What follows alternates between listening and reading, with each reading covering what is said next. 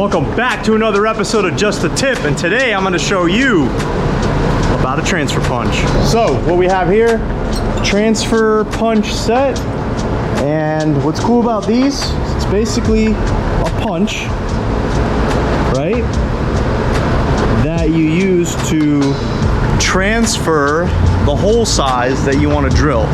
Great example right now, putting together this air management assembly, and I need to mark my holes that are going to be drilled.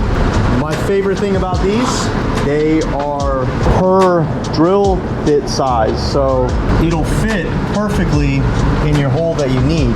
This is a 1364 hole. Found a 1364 punch that'll drop in place. Just give it a little tap,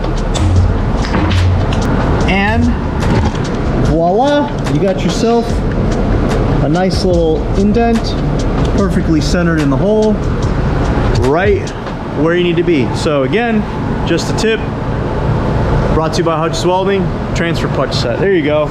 Thanks for watching.